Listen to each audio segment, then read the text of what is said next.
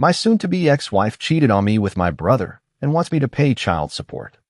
I'm a 32-year-old guy, and I guess the simplest way to describe myself is I used to think I understood loyalty.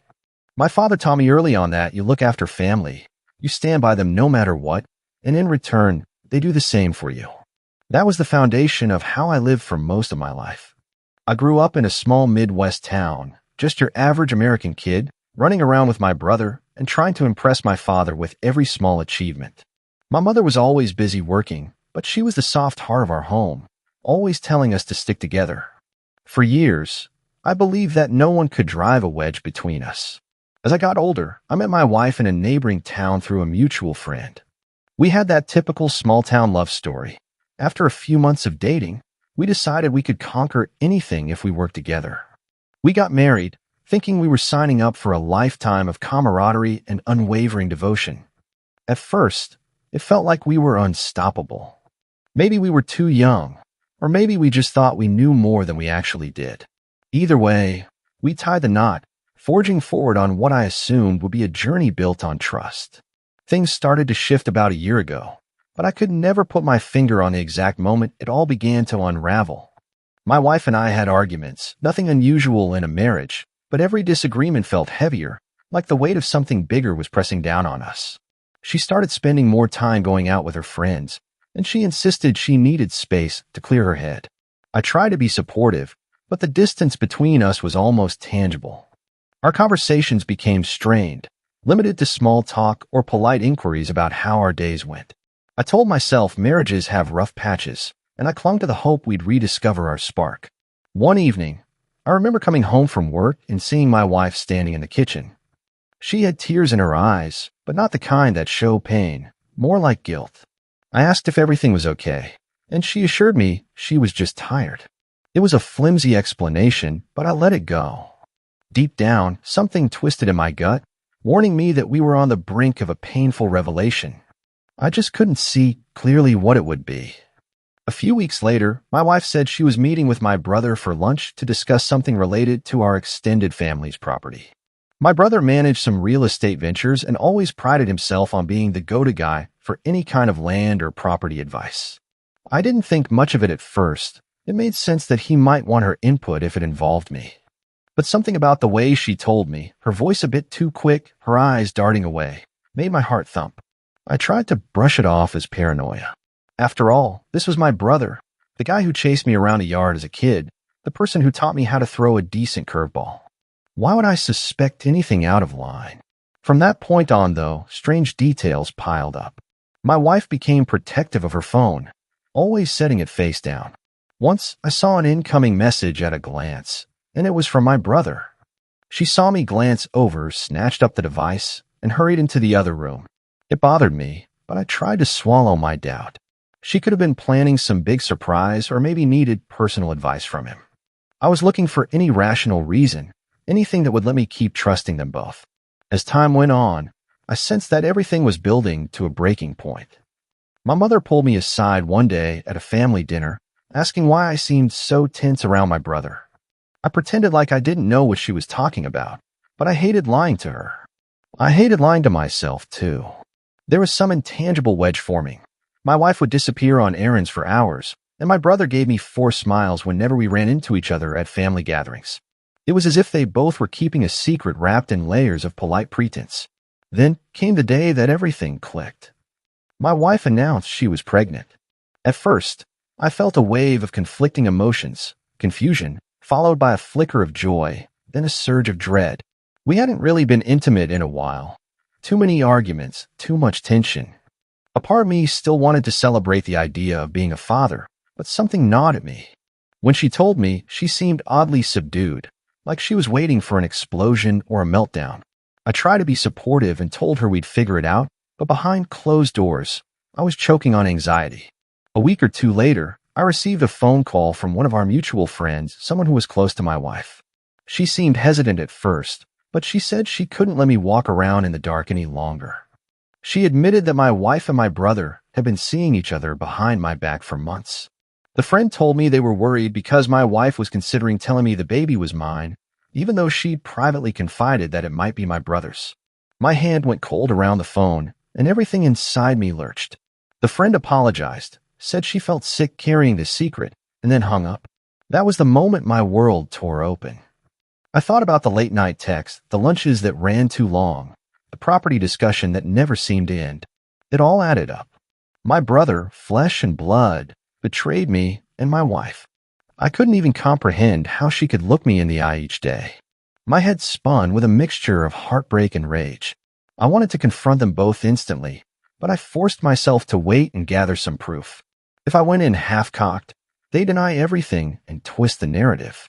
So I decided to keep my distance and watch. I didn't let on that, I knew.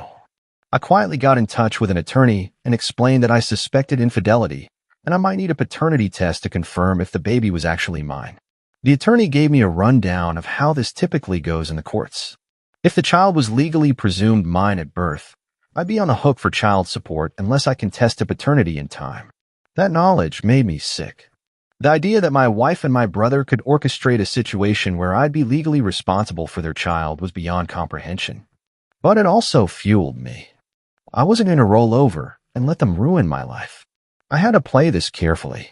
I started documenting every suspicious interaction, screenshots of text messages when I could glimpse them, noting down times and dates when she claimed to be with friends but was likely with him. I wanted an airtight case if this ended up in a brutal divorce. My wife kept up her facade of normalcy, or at least she tried, but I saw the guilt in her eyes. Sometimes I wondered if she felt remorse or just feared being caught. Eventually, the tension grew too thick to ignore.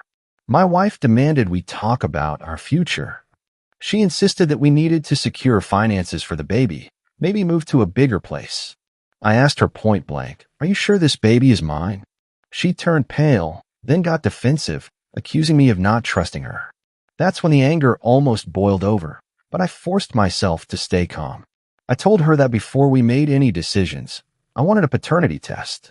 She burst into tears, calling me paranoid and cruel. Yet she never outright said, "Yes, the child is absolutely yours." A few days later, when I was at my parents' house, my brother walked in. The second I saw him, every muscle in my body tensed. He gave me this sideways look like he knew I was onto him. I asked him if there was something he needed to tell me. He stammered, acted confused, then said, "What are you talking about?" My father stepped in, sensing the hostility.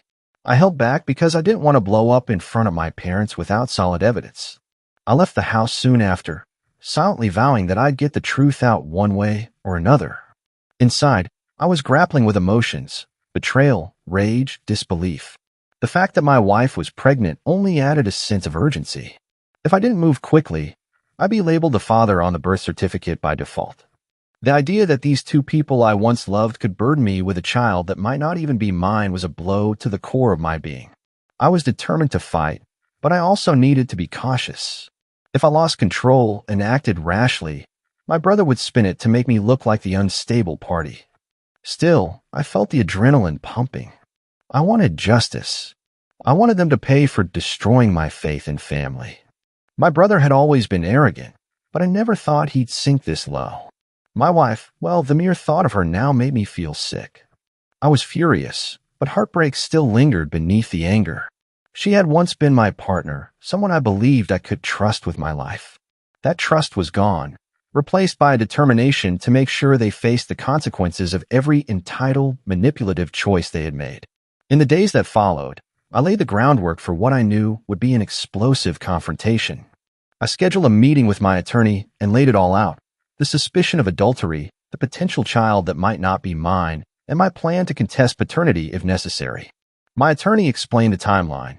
Under our state's laws, if my wife gave birth while we were still legally married, the child would be presumed mine unless I challenged it within a specific window. That window was short, so I had to act fast. I felt my pulse pounding when the attorney explained how courts tend to default to keeping the marital father on the hook for child support. It was a sobering realization. My wife's sense of entitlement in assuming I just foot the bill, while she snuck around with my brother, infuriated me. But the attorney also gave me hope, stating that if I could provide evidence of the affair and secure a DNA test, the court might remove any obligation for me to pay. In other words, if the child wasn't mine, I'd have a path to freedom. That night, I confronted my wife with the paternity test paperwork. I laid it out on the dining table.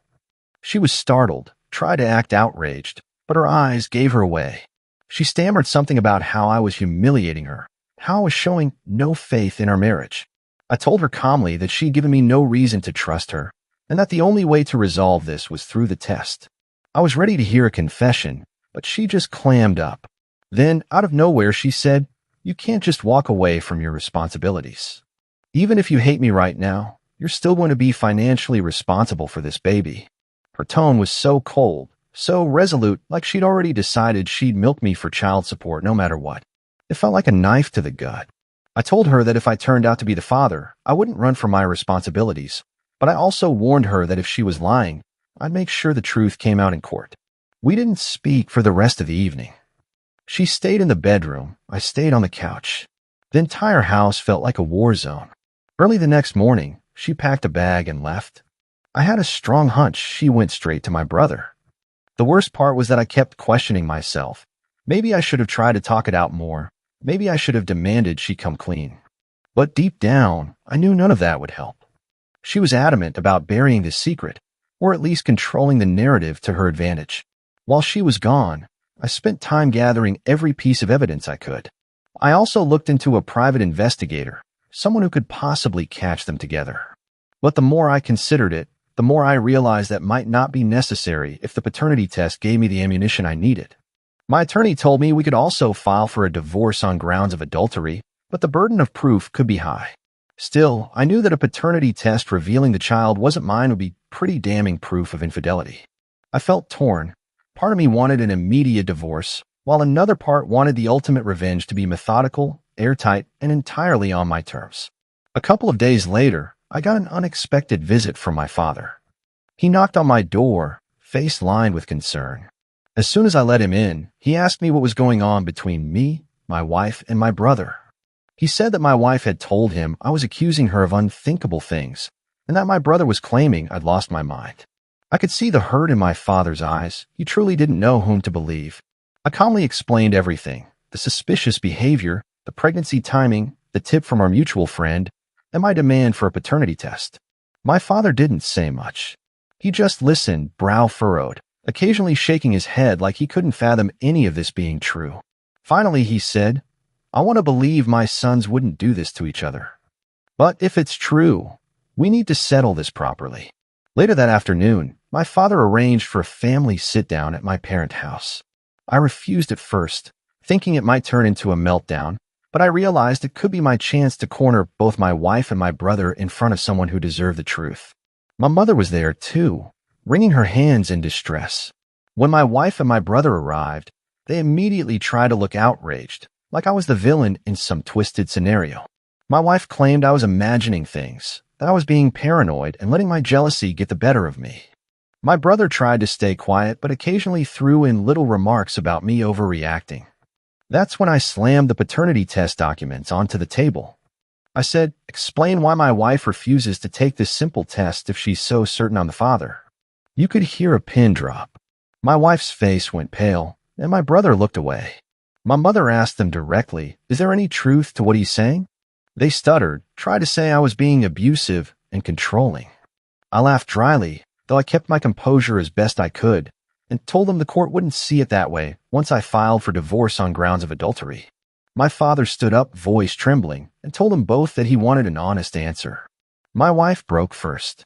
She started sobbing, saying it was all a mistake, that she'd been confused, that it only happened once or twice, and she regretted it. My brother glared at her, furious that she'd basically confessed. He tried to claim it was an accident, something that just happened. I asked them point blank if the baby was mine or his. Silence. With that, I knew enough. I announced my intention to file for divorce, and if the child turned out to be my brother's, I'd be contesting any claim of responsibility. My mother broke down crying, and my father looked shell-shocked. My wife grabbed my arm, pleading, "You can't leave me like this. I need you." The irony was so thick, it almost strangled me. She needed me, yet she'd run to my own brother in the dark. I brushed her hand away. The next day, I followed through. I visited my attorney, initiated divorce proceedings citing adultery, and requested a formal paternity test through the courts. My wife was served the papers within days. The fireworks began immediately. My wife started calling and texting nonstop, accusing me of destroying her life. My brother sent me messages that bordered on threatening, telling me I better not drag our family name through the mud. Yet there they were, the real culprits, demanding that I just roll over. The entitlement was staggering. A week later, I got a phone call from my mother, sobbing that my wife had shown up at their house begging for help. My father wasn't having it. He'd had enough of the lies. He told her to leave until the paternity test was resolved. For the first time in my life, I felt my father was choosing me over my brother's manipulations, but it came at the cost of tearing our family apart. My father's voice on the phone was heavy with regret, but he said he couldn't condone what had happened. Meanwhile, I could sense the desperation in my wife.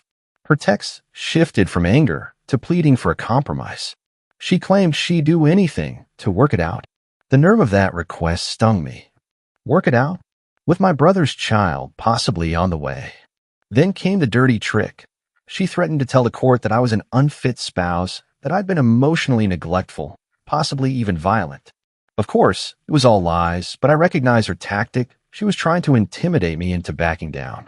My brother, not to be outdone, pulled another entitled stunt.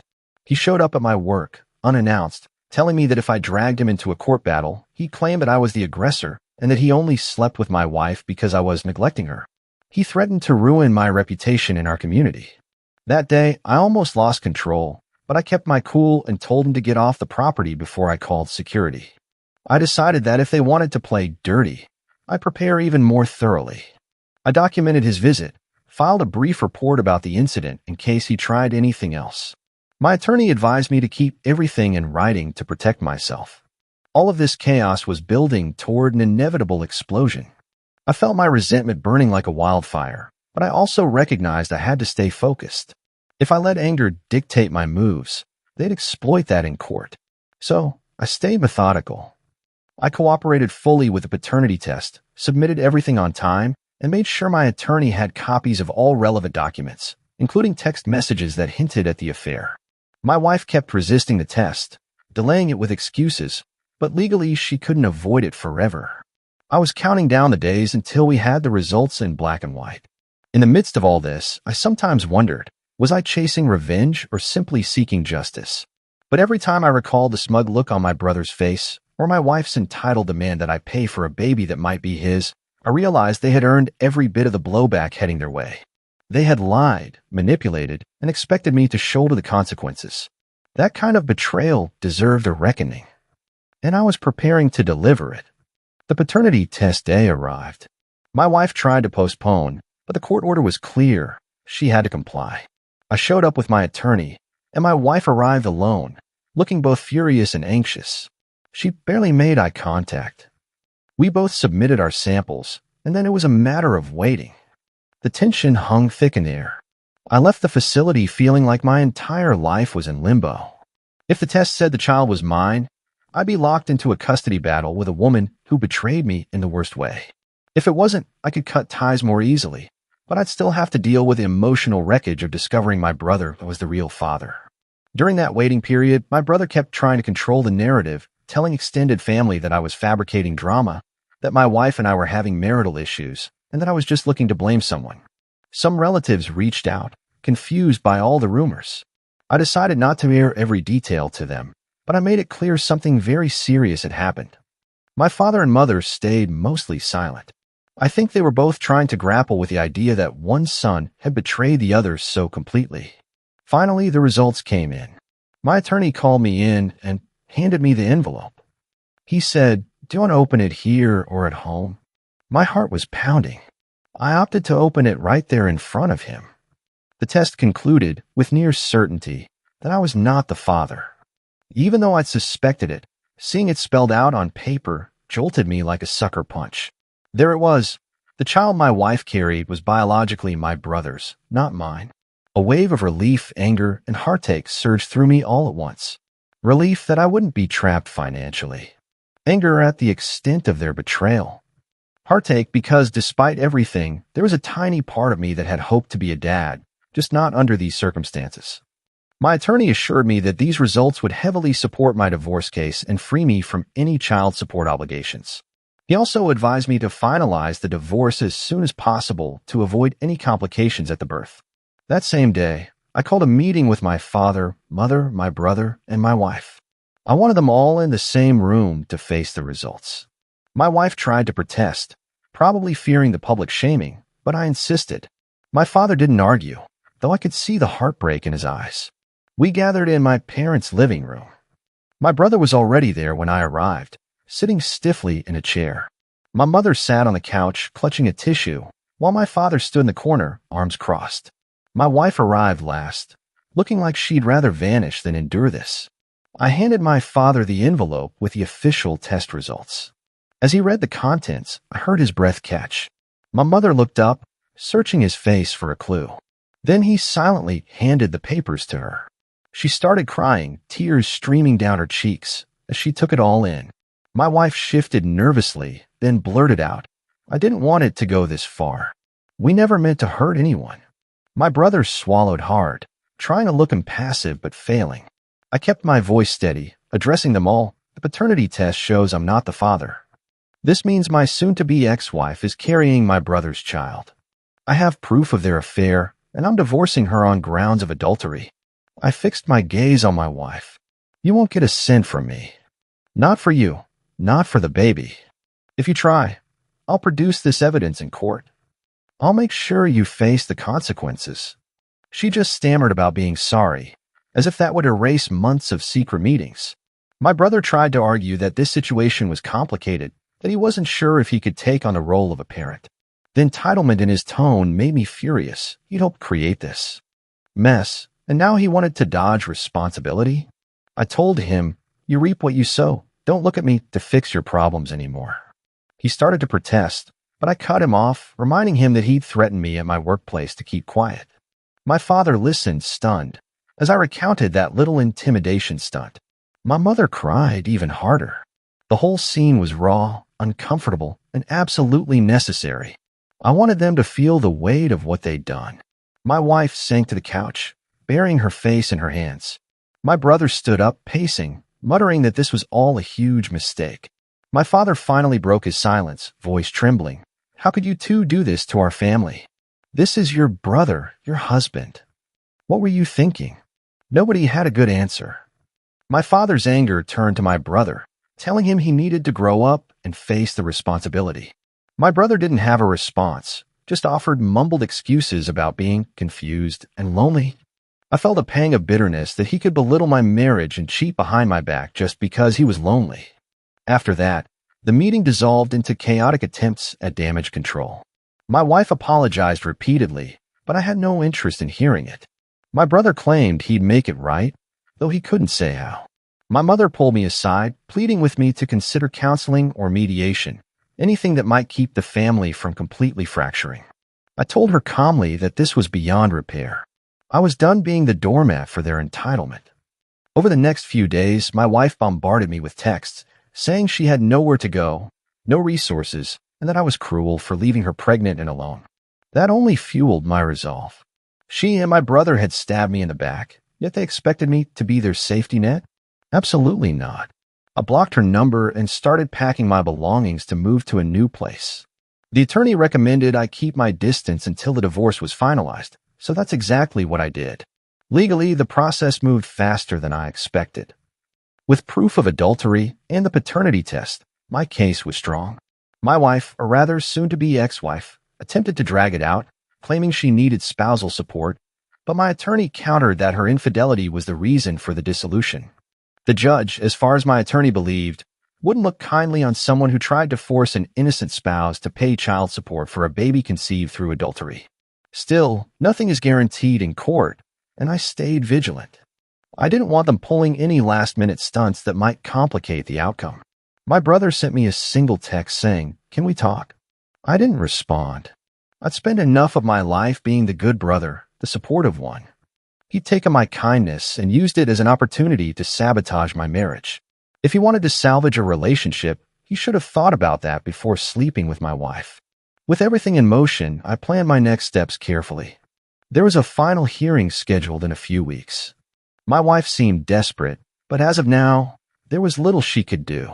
The day before the hearing, I got a call from my father, who said, "Son, I know this is your fight, but your mother and I want you to know we support you.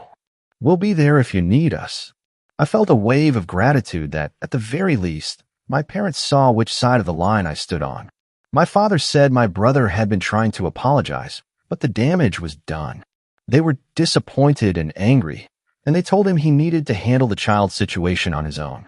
It was good to know I had some support, even though I was still reeling from the betrayal. At that point, I wasn't just aiming for a legal separation. I wanted to ensure they never took advantage of me again. I wanted a clean break, free of any obligations to a child that wasn't mine, and free of the toxic entanglements that my wife and brother had created. It was the only path forward for me, the only way to reclaim my sense of dignity after being dragged through this nightmare. A part of me acknowledged that my thirst for revenge was strong. But it was more than that. It was about justice. They had wronged me and shown zero remorse, except when they feared getting caught. Now, they had to face the consequences of their entitlement and deceit. I was ready to see it through to the end.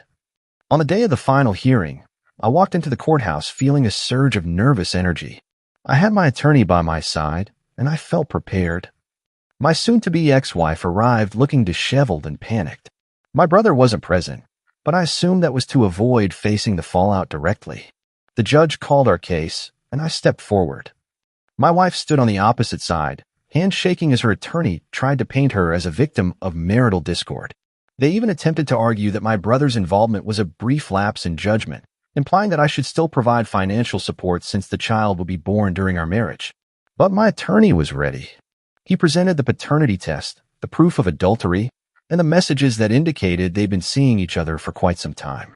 When my wife's attorney tried to pivot, claiming emotional distress, the judge cut through the noise. Legally, the test results were irrefutable. The judge stated that I was not obligated to support a child that was proven not to be mine, especially under these circumstances. Furthermore, the evidence of infidelity gave me strong grounds for an at-fault divorce, severely weakening her claim for spousal support. I glanced at my wife. She looked defeated, tears streaming down her cheeks. Maybe she realized how badly she'd overplayed her hand, thinking she could manipulate me forever. The judge, in a firm but measured tone, explained that while the court sympathized with her upcoming parenthood, she'd have to address any financial or support issues with the biological father, my brother. Hearing that was a moment of pure, grim satisfaction. I got exactly what I wanted, a final decree of divorce, zero obligation toward child support, and no spousal support beyond a minimal settlement that was standard in these cases, just enough to cover the simplest legal formalities.